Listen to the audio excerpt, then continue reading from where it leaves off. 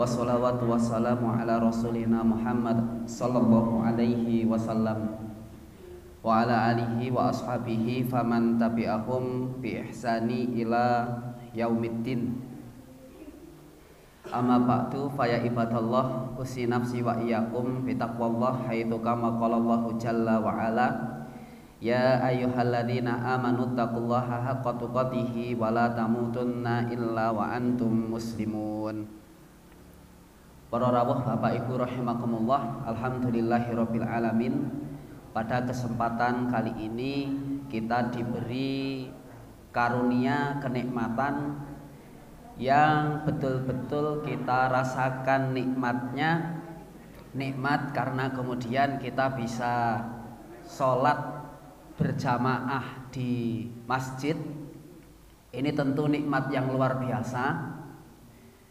Kemudian nikmat kesempatan kita bisa ngaji bersama-sama di dalam rangka untuk mendalami agama kita.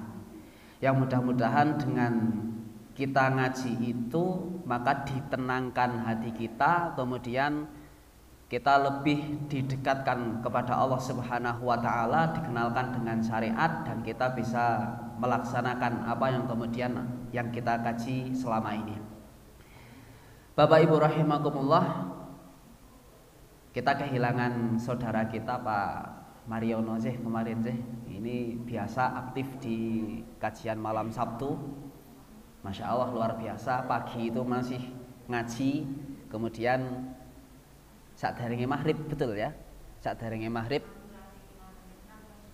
di pendet mudah-mudahan dia mendapatkan husnul khotimah. Dan bagi siapa saja yang kemudian tentang sebuah hadis yang berjudul idza iltaqal muslimani, apabila dua muslim itu bertemu, ada muslim dan muslim, dua muslim atau lebih bertemu, bisaifihima, kedua muslim tadi sama-sama membawa saif itu pedang ya. Maka fal qatilu, orang yang membunuh, wal maktul, dan yang terbunuh, finnar. Judulnya begitu. Hadisnya adalah dari Abi Bakrah, an Abi Bakrah Nafi' bin Harith Ats-Tsaqafi. Qala, ia mengatakan, sami'tu, aku mendengar Rasulullah sallallahu alaihi wasallam yaqulu, Rasulullah sallallahu alaihi wasallam bersabda, idza iltaqa, apabila bertemu, siapa yang bertemu? Al muslimani, dua orang muslim, bisaifihima, yang kedua muslim tadi sama-sama menghunguskan pedang ya. Maka kata Nabi Shallallahu Alaihi Wasallam, fal qatilu, orang yang membunuh tadi, wal maktul, dan orang yang terbunuh, kedua-duanya finnari, sama-sama berada di dalam api neraka. Fakultu, maka kemudian aku bertanya, ya, yang meriwayatkan hadis itu kemudian bertanya, ya Rasulullah, wahai Rasulullah, hadal qatil, ini orang yang membunuh. Kalau orang yang membunuh kemudian berada di neraka itu pantas. Fama balul maktul, lalu kenapa orang yang terbunuh kok juga finnar, berada di dalam neraka? Qala, maka kemudian Nabi kita Shallallahu Alaihi Wasallam bersabda, innahu, sesungguhnya orang yang terbunuh itu tadi harison, dia bersungguh-sungguh, dia juga memiliki keinginan ala qatl sahabi,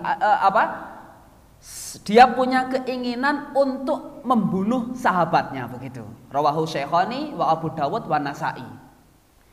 Ada dua muslim, Yang satu bawa pedang, ini juga bawa pedang. Kemudian mereka bertengkar dan yang satu terbunuh. Maka kata Nabi SAW, ini yang terbunuh di neraka ini. Lah kok bisa? Wong terbunuh kok di neraka? Keterangannya bagaimana? Karena orang yang terbunuh tadi, dia juga punya keinginan besar untuk membunuh orang yang membunuh itu. Si A dan si B berantem. Si A pengen mateni si B pengen mateni si A. Ternyata si B mati. Tapi kedua-duanya ini diancam oleh Rasulullah SAW. Kalau demikian yang terjadi, maka yang membunuh dan yang dibunuh semuanya diancam berada di neraka. Kemudian hadis ini juga menunjukkan bahwa yang namanya udwan itu bermusuhan ya, bermungsuhan atau saling bertengkar ya, tidak akur gitu. Itu merupakan itsmun kabir. Itu merupakan dosa yang buruk, dosa yang besar. Bahkan kemudian ketika sampai kepada permusuhan yang berlebihan, nanti akan kena penalti. Di dalam surat An-Nisa ayat 93, ini sudah sering dibahas Ustadz Ja'far Shadiq begitu ya. Wa may yaqtul mu'minan, siapa yang membunuh seorang mukmin muta'ammidan dengan sengaja. Karena nanti pembunuhan itu ada dua. Ada yang sengaja, ada yang mithlul amdi, ada yang semi sengaja. Ini hukumnya beda.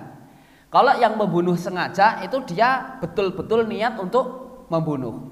Tapi kalau orang yang tidak sengaja membunuh saudara seiman atau di luar saudara seiman dengan tanpa hak, tapi semi sengaja, contohnya apa? Contohnya kecelakaan, nabrak orang kemudian sampai meninggal. Nah, ini pembunuhan yang semi sengaja itu berbeda ya. Di sini yang sengaja, yang membunuh seorang mukmin dengan sengaja, fajazauhu jahannam, maka tempat kembalinya adalah jahanam, khalidan fiha. Orang ini diancam dengan dia kekal di neraka jahanam, wa ghadiballahu alaih, dan mendapatkan ghadab, marahnya Allah, laknatnya Allah. Wa addalahu adzaban adzima, dan baginya adab yang besar. An-Nisa ayat 93. Bapak Ibu rahimakumullah,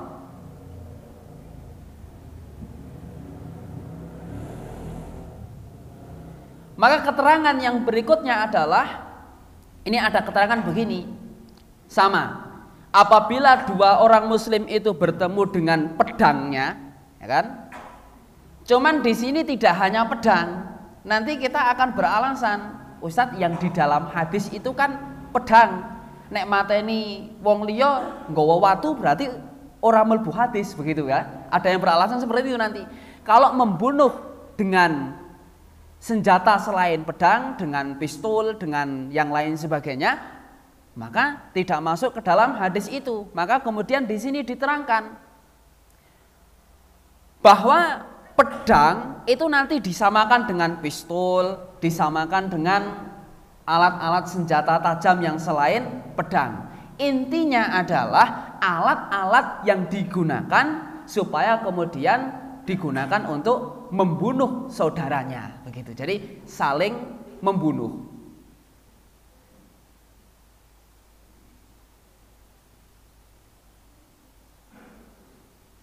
Sama, mau membunuh pakai pedang, mau membunuh pakai pistol, kalau keduanya saling bermusuhan, tetap yang membunuh dan yang dibunuh sama-sama berada di dalam neraka. Begitu keterangan hadisnya. Baik. Maka kemudian Bapak Ibu rahimakumullah,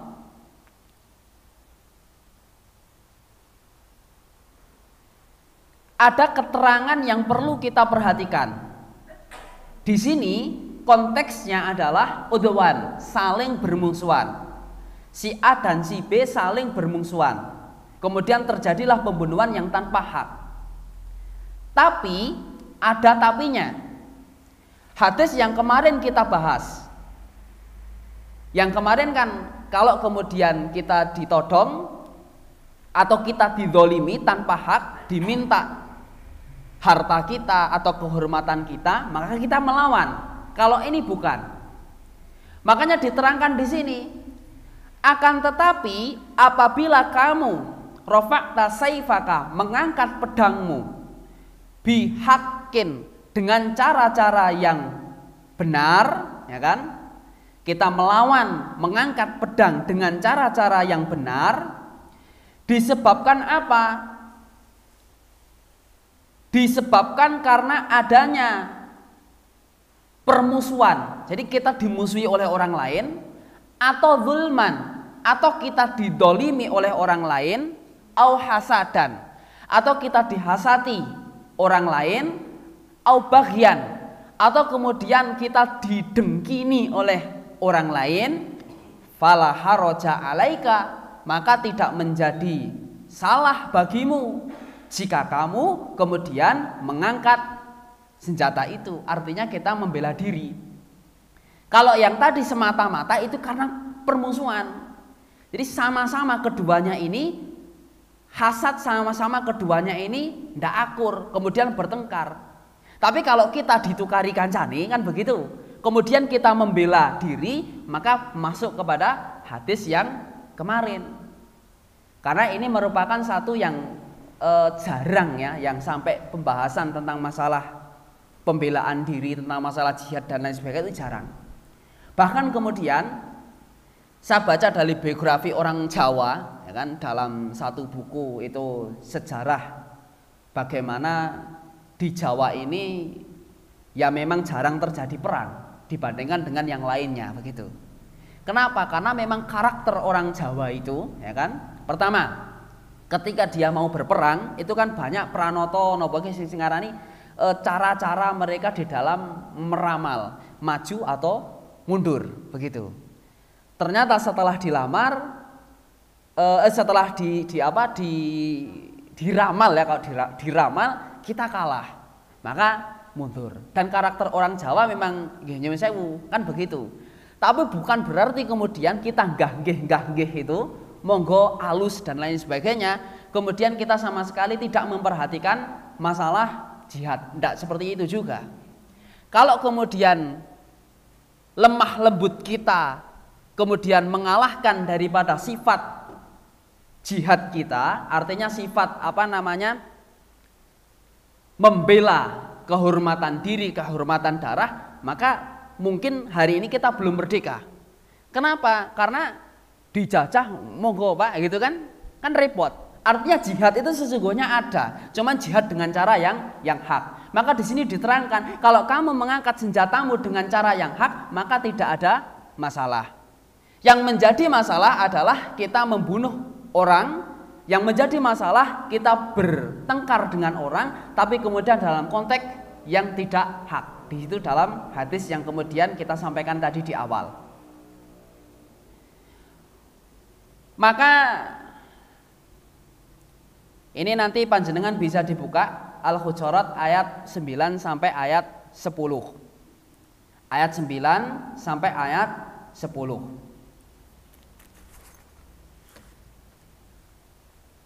Sebentar.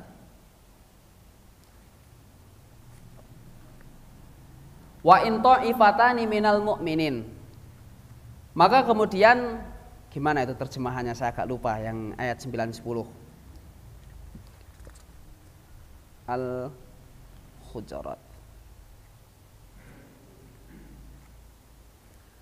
Ya. Dan apabila ada dua golongan orang mukmin berperang, wa in ta'ifatani minal mu'minin. Apabila ada dua golongan seorang mukmin yang berperang, maka damaikanlah, fa aslihu bainahuma, dan perbaikilah hubungan di antara keduanya. Wa in baghat ikhdahuma alal ukhra, akan tetapi jika salah satu dari keduanya ini berbuat baghat, berbuat zalim, faqatilu, maka perangi orang yang berbuat zalim itu. Alati tabtaghi, hatta tafi'a ila amrillah. Maka perangilah golongan yang berbuat zalim itu sehingga golongan itu kembali kepada perintah Allah.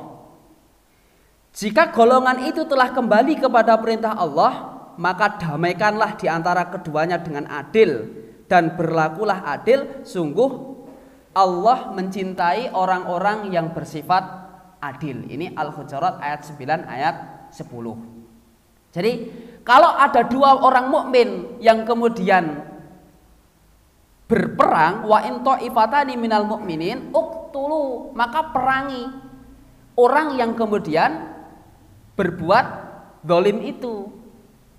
Fa aslihu bainahuma, islahkanlah mereka, perbaiki hubungan di antara keduanya.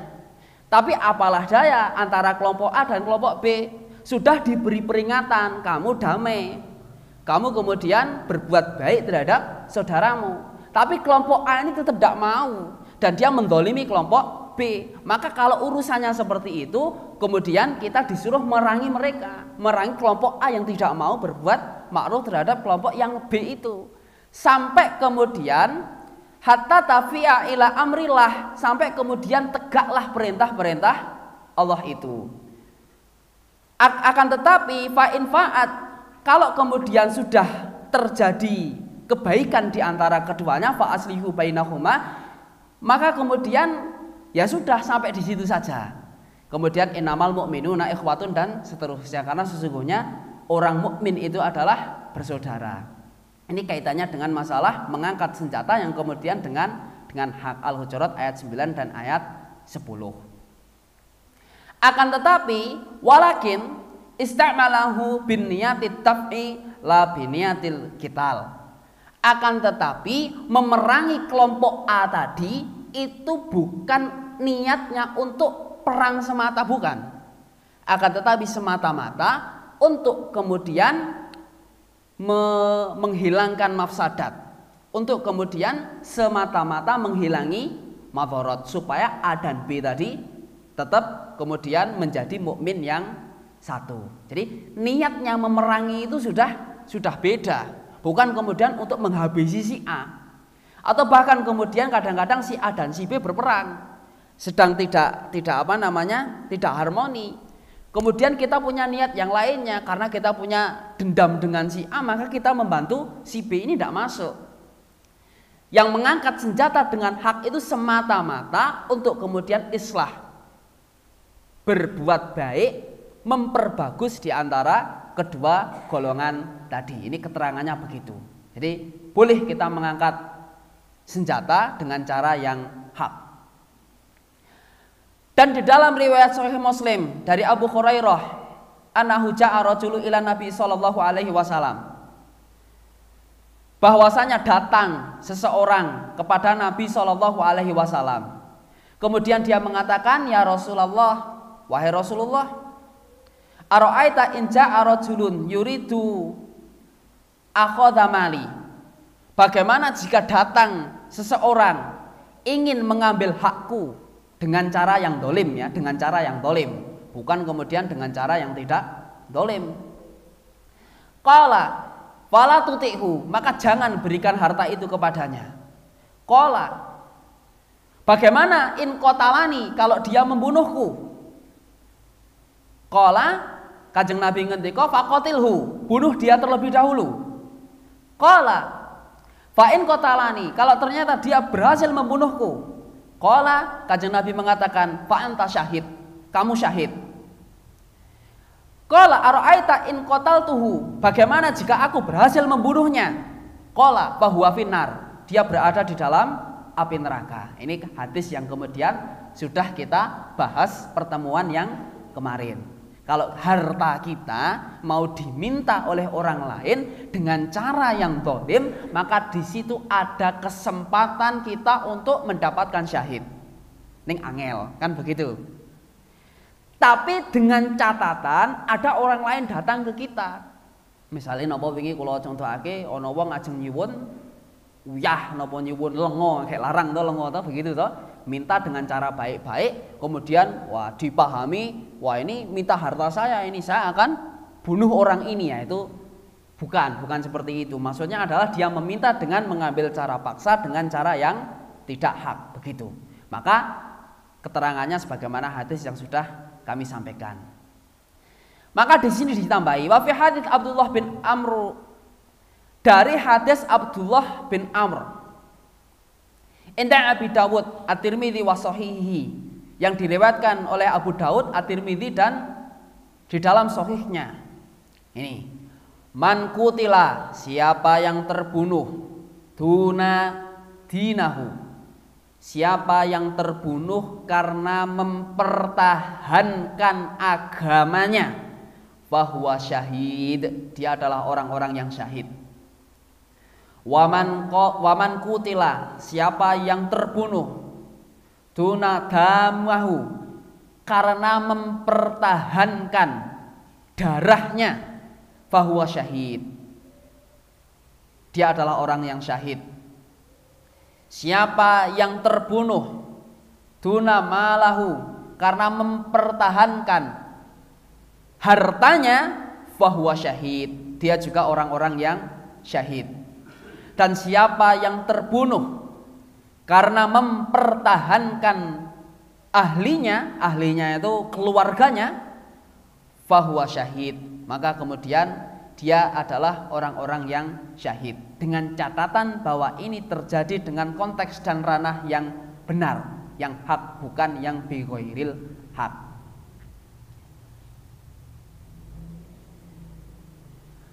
Bapak Ibu rahimakumullah, itu tadi yang pertama. Yang kedua, kita akan memahami waqad ikhtilaful ulama salaf wal khalaf. Ada perbedaan di antara ulama salaf dan ulama khalaf dalam urusan bunuh membunuh. Idza taba, apabila seorang itu telah bertaubat, apakah intafa'u taubatuhu, apakah taubatnya itu bermanfaat baginya atau tidak? Bermanfaat dari apa? Bermanfaat daripada kemudian menyelamatkan dirinya daripada azab. Ini ada khilaf di antara para ulama. Tadi di ayat yang kita bahas di awal, perhatikan ini, siapa yang membunuh, ini surat An-Nisa ayat 93, seorang mukmin dengan cara sengaja, maka balasannya adalah jahanam. Jahanam itu berarti neraka. Kholidan itu artinya apa? Khuldi, kholidan itu kekal, fiha, di dalamnya. Kalau orang memahami secara tekstual, kira-kira orang yang pernah membunuh orang lain itu kekal di dalam neraka atau tidak kekal? Kira-kira berdasarkan ayat ini, kekal napa boten, Pak? Ayatnya jelas. Siapa yang membunuh seorang mukmin dengan cara sengaja, maka fajazauhu jahannam, kembalinya adalah jahanam. Kholidan artinya apa? Kekal. Fiha, di dalam neraka itu. Berarti nek wis tau mateni wong niku ora mlebu swarga, kan begitu kan? Karena apa? Ancamannya adalah kholidan, kekal di dalamnya. Ini kalau kemudian kita memahami secara tekstualis. Tapi ayat ini sesungguhnya nanti masuk di dalam pembahasan akidah. Taubatnya itu diterima atau tidak? Kita bacakan ayat yang lainnya. Nanti dibuka di dalam sebentar. Surat An-Nisa 93, Al-Furqan 68. Kalau An-Nisa yang 93 itu menerangkan tentang jazaknya adalah jahanam, termasuk yang tadi menerangkan kekalnya manusia, orang yang pernah membunuh orang lain di dalam neraka jahanam. Akan tetapi di dalam Quran surat Al-Furqan ayat 68 ayat 70 di sini diterangkan,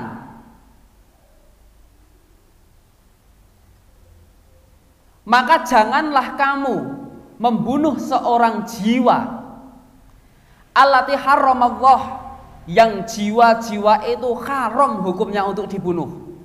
Ya, haram hukumnya untuk dibunuh karena ada manusia yang memang sudah halal untuk dibunuh, kecuali dengan cara-cara yang hak. Wa may yaf'al dzalika, maka siapa yang melakukan itu, melakukan pembunuhan itu, yudha'af lahu adzab yaumal qiyamah, maka akan dilipat gandakan kepada orang tadi. Apa yang dilipat gandakan? Azabnya. Di mana yaumal qiyamah, pada hari kiamat itu sudah dilipat gandakan azabnya. Wa yakhlud fih, dan orang ini akan masuk ke dalam neraka, yakhlud fih, dengan cara yang yakhlud, yang kekal. Akan tetapi di sini diterangkan illa man taba, kecuali orang-orang yang telah bertaubat.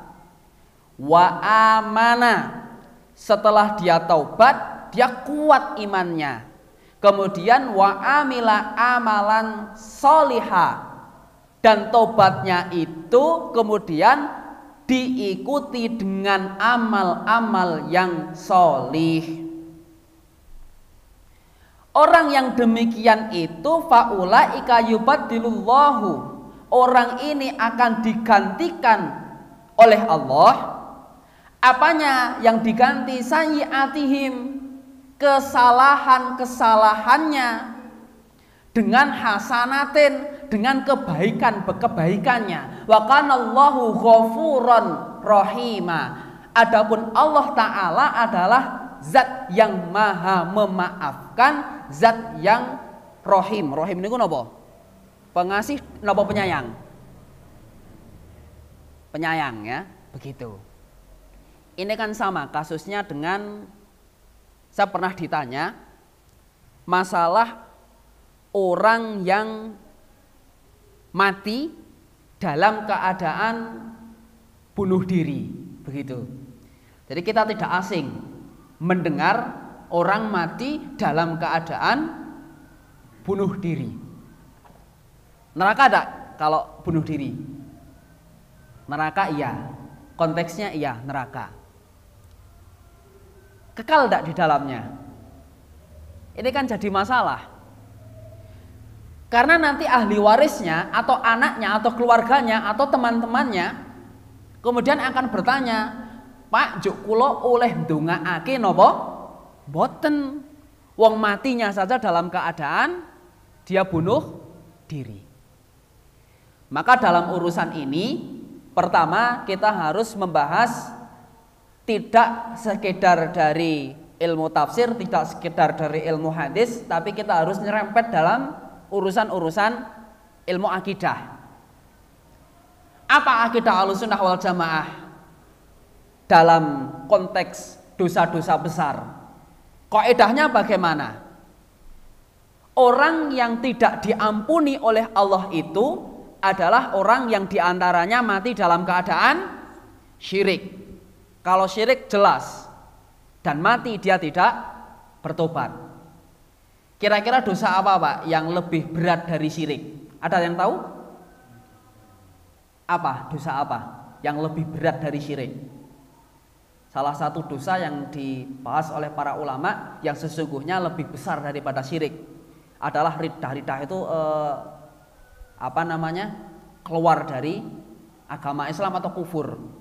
Jadi kufur itu memang, ya itu posisinya juga sesungguhnya lebih besar daripada dosa kesyirikan. Sama gitu, levelnya sama. Jadi kalau dia bukan muslim, dia tidak percaya dengan Allah, jelas dia tidak akan masuk ke dalam neraka. ke dalam surga. Kalau kemudian berbuat syirik dan dia belum tobat, kembalinya juga neraka. Jelas kita tidak bisa mendoakan orang-orang yang secara zahirnya berbuat syirik, gitu. Tapi kemudian bagaimana dengan pelaku bunuh diri? Para ulama bersepakat bunuh diri itu termasuk dosa besar. Tapi apakah kekal di dalam neraka? Ini pernah terjadi, saya belum mendalami, tapi saya sudah bertanya terhadap guru kami Pak Saifuddin itu yang beliau jualan buku di mana, di Plaza itu beliau luar biasa. Panjenengan bisa mampir ke sana, enak ustadznya, bisa sharing-sharing di toko jual buku di Plaza menghadap selatan itu Pak Saifuddin. Dulu beliau di mana? Di Kendal, kemudian ke Jogja, kemudian sekarang berada di Temanggung. Ustadz ini bagaimana itu? Intinya begini, pernah dibahas dalam masalah tarjih tahun berapa saya lupa, beliau tidak menyebutkan tahunnya. Orang yang melakukan dosa-dosa besar seperti bunuh diri, ini pertama perkaranya dikembalikan kepada Allah Subhanahu wa Ta'ala. Tapi apakah dia kekal di dalam neraka? Para ulama kemudian di dalam putusan tarjih itu mengembalikan bahwa itu termasuk dosa besar, tapi tidak termasuk dosa yang mengkekalkan manusia di dalam neraka. Begitu, bunuh diri itu, Pak. Karena pernah terjadi di zaman Nabi Shallallahu Alaihi Wasallam. Nah, besok kita kaji lebih dalam, tapi benang merahnya itu. Dan ada pelajaran yang luar biasa dari fatwa tarjih yang disampaikan. Pertama, ketika ada orang yang mati dalam keadaan bunuh diri, Kanjeng Nabi tidak mau mensolati. Kanjeng Nabi tidak mau mensolati. Tapi Nabi tidak melarang para sahabat untuk kemudian mensolatkannya. Nah, ini yang jadi hukum. Hukumnya apa? Berarti kemudian boleh kita mendoakan orang yang mati dalam keadaan bunuh diri itu tadi. Begitu ya. Dan menjadi pelajaran juga kalau kita menjadi tokoh. Nah, ini terus terang saja, kalau kita menjadi tokoh, jelas itu meninggalnya dalam keadaan yang demikian, maka disunahkan untuk tidak mensolatkan. Kalau orang lain mau mensolatkan silahkan, tapi kita yang menjadi tokoh tidak. Jadi supaya ada efek jera. Dan pernah terjadi di pondoknya Ustadz Agus Ikhwanuddin itu, dulu ada orang, Pak. Dulu ada orang yang seumur hidup tidak pernah sholat. Kemudian dia ngangen-ngangen pokoknya nyong ngesuk Ramadan arek mulai sholat, begitu. Kasusnya demikian. Ternyata sebelum masuk Ramadan, orang ini sudah diambil oleh Allah Ta'ala. Satu pondok tidak ada yang mau menyolatkan. Ini pernah terjadi demikian. Kenapa? Karena kemudian supaya apa? Supaya menjadi pelajaran bagi masyarakat. Menjadi pelajaran, oh nek mati, nek ora tahu sholat, mati ini ora di sholati. Nah ini kubur saja begitu. Ini pernah terjadi demikian. Nah ini fikih ya. Tapi intinya adalah tadi ya, orang yang meninggal dalam keadaan bunuh diri, atau kemudian orang yang pernah berbuat maksiat dengan membunuh orang lain dan dia sudah bertobat, zahirnya dia sudah tobat, tidak masalah. Tapi kalau kemudian zahirnya belum bertobat, nah ini yang menjadi masalah. Ada orang menjadi kahin, dukun, zahirnya betul-betul dukun dia, sampai mati kemudian dia tidak tobat, dan kita tahu zahirnya tidak tobat, maka ya kita tidak boleh mendoakan. Tapi kalau sudah bertobat, walau kemudian 1 hari menjelang kematiannya, ya insya Allah kita boleh untuk mendoakan, begitu. Jadi ini pelajaran yang bisa kita ambil. Bapak Ibu rahimakumullah, kenapa orang yang membunuh dan orang yang terbunuh itu sama-sama masuk neraka? Kira-kira kenapa? Karena niatnya. Kalau tadi kasus yang tadi ini niatnya membela diri, maka tidak masuk dalam konteks itu. Tapi kalau niatnya saling membunuh sama-sama kemudian diancam oleh Allah Ta'ala, mereka berdua berada di dalam api neraka. Baik, ini sampai hadis yang nomor 9. Kita akan meloncat ke hadis yang nomor 10. Judul hadisnya adalah syarah hadis, keterangan hadis dari Abu Hurairah. Sholatul rajuli, sholatnya seseorang fi jama'atin, dalam keadaan berjamaah, tazidu ala sholatihi fi baitihi, mendapatkan tambahan daripada sholat yang dilakukan di rumahnya. Dari Abu Hurairah radhiyallahu anhu qala, dari Abu Hurairah semoga Allah meridhoinya, ia berkata, qala Rasulullah sallallahu alaihi wasallam, Kanjeng Nabi ngendika, Kanjeng Nabi bersabda, sholatur rajuli, sholatnya seseorang fi jama'atin, dalam keadaan berjamaah, tazidu ala sholatihi fi baitihi,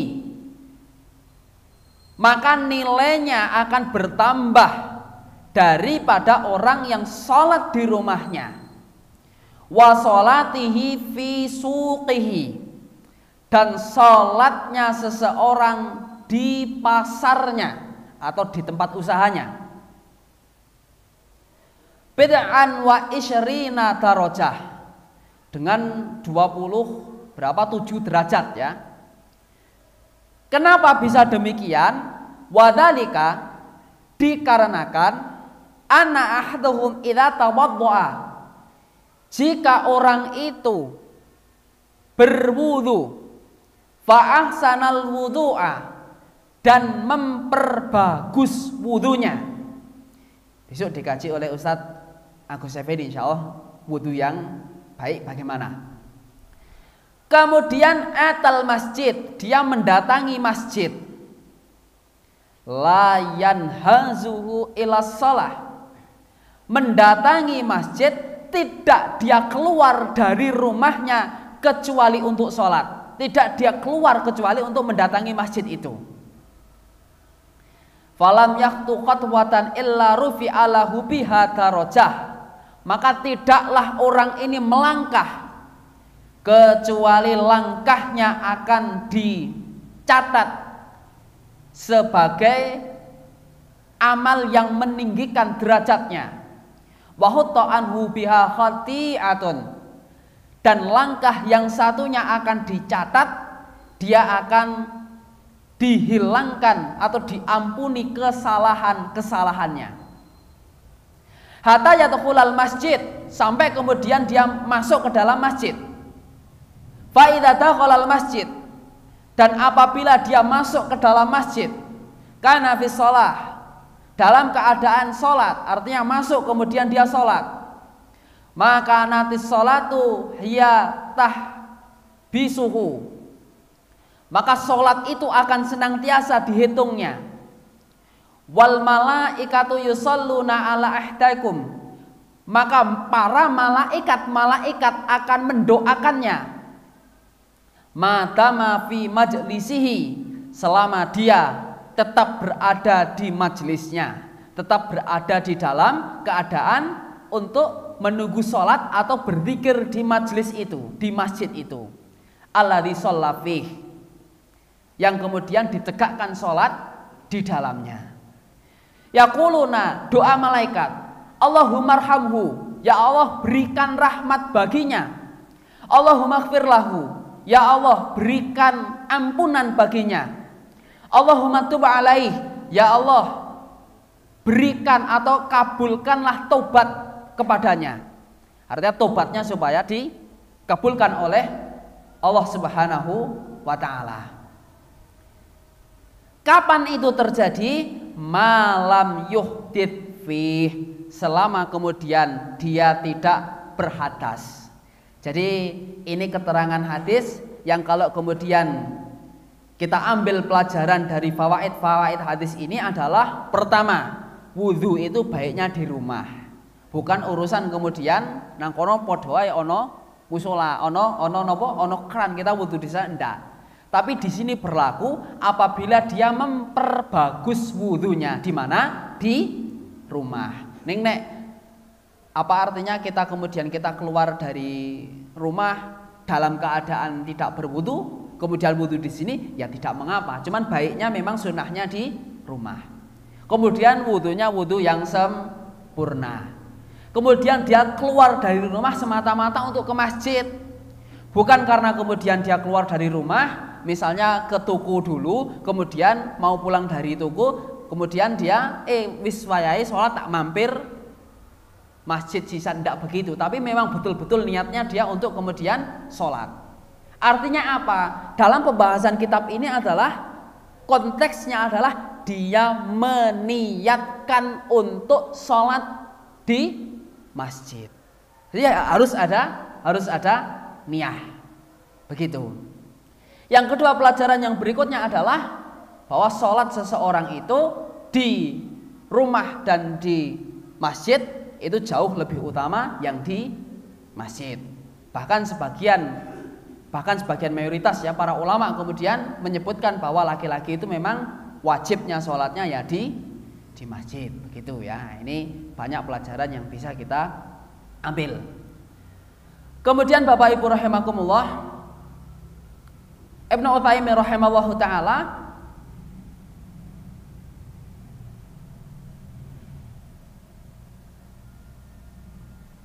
ini kalau kata Syekh Utsaimin wajib sholat berjamaah itu. Kenapa alasannya? Kenapa kok bisa wajib sholat berjamaah itu? Bahwa para ulama mengatakan, para ahli ilmi mengatakan bahwa anna sholatul jamaati fardhu ain. Sholat jamaah itu hukumnya wajib. Kenapa bisa wajib? Wa annahu yajibu alal insan. Kenapa kok bisa wajib? Karena dikarenakan wajib hukumnya sholat berjamaah itu fil masjid li ahadits warufat fi dzalik. Kenapa? Karena syariat Allah Subhanahu wa taala fi kitabihi hina qala wa idza kunta fihim fa aqamta lahumus shalah faltakum ta'ifatum minhum ma'ak. Wajibnya seseorang sholat di masjid itu dikarenakan apa?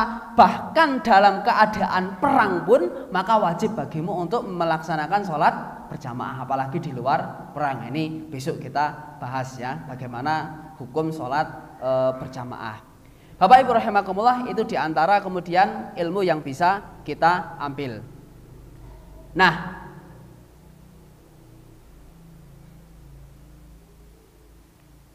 fawaid hadis yang berikutnya adalah, saya kira cukup ya.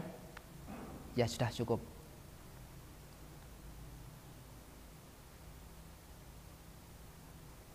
Ini hadis, fawaid hadis yang berikutnya.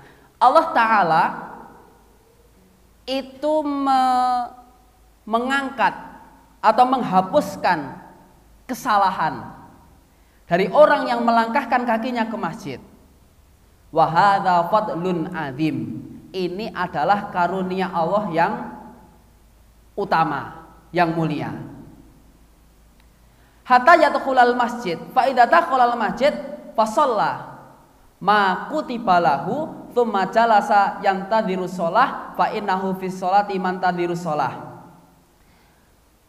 Fawaid hadis yang berikutnya yang bisa kita pelajari adalah seseorang itu kalau dia niat sholat berjamaah, misalnya sholat maghrib, kemudian dia menunggu sholat maghrib sampai sholat isya, semata-mata menunggu di situ, tidak ada niatan yang lainnya, dengan zikir, dengan ngaji dan lain sebagainya, maka selama ia duduk di dalam majelisnya itu dicatat sebagai sholat. Ini hadis yang fawaid hadis yang berikutnya. Catatannya apa? Catatannya dia niat.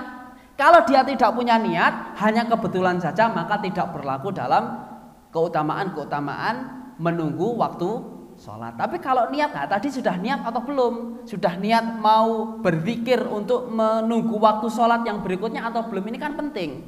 Kadang-kadang kita ngaji habis maghrib sampai isya, niatnya hanya ngaji, tidak sampai kepada niat untuk mencari keutamaan, menunggu waktu sholat maghrib dengan waktu sholat yang berikutnya. Nih, okay. Insya Allah besok kita akan masuk kepada hadis yang berikutnya, yaitu hadis berkaitan dengan amalan seseorang, perhitungan amalan kebaikan dan perhitungan amal keburukan. Insya Allah itu akan sampai. Jadi beda cara Allah menghitung kebaikan dan keburukan dalam hadis yang berikutnya. Kalau kebaikan itu dicatat, satu kebaikan yang kita lakukan berapa kali lipat?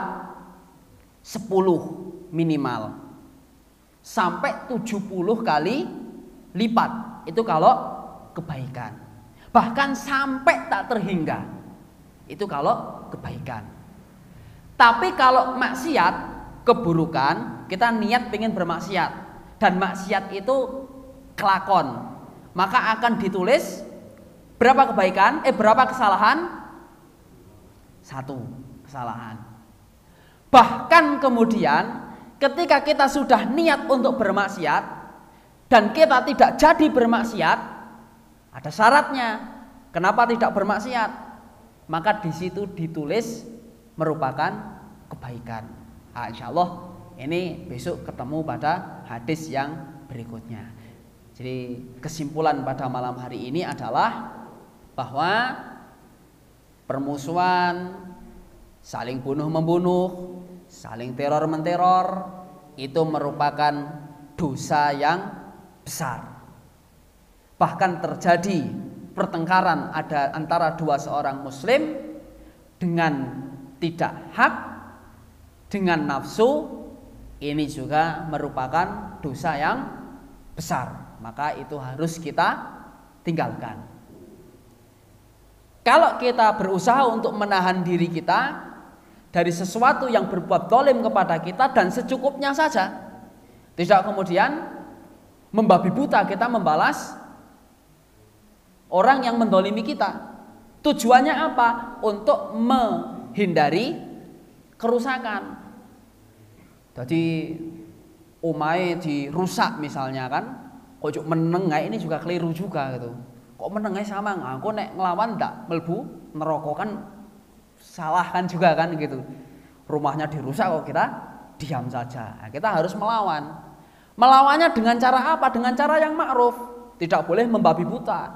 Kesempatan kayak wis ngerusak omahku genten tak obwong, nah, misalnya kan itu keliru juga gitu. Melawan kita itu semata-mata untuk menghindari mafsadah yang lebih besar gitu ya. Itu keterangan daripada hadis yang kita sampaikan. Kemudian masalah sholat ini juga perlu digarisbawahi, dari rumah sudah diniatkan semata-mata untuk ke masjid. Ngaji jangan hanya niat ngaji, tapi kemudian diniatkan untuk menunggu keutamaan-keutamaan yang lainnya. Demikian, mudah-mudahan bermanfaat apa yang dapat kami sampaikan. Kurang lebihnya mohon maaf. Insya Allah besok Ramadan panjenengan bisa sholat di sini. Kita sudah mengatur jadwal dan memang insya Allah untuk Ramadan kajian malam diganti sore. Kemudian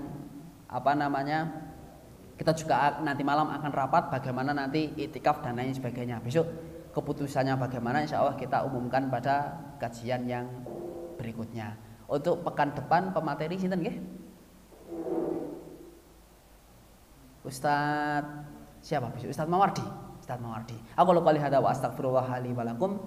Subhanakallahumma wa bihamdika asyhadu an la ilaha illa anta astaghfiruka wa atubu ilaih. Assalamualaikum warahmatullahi wabarakatuh.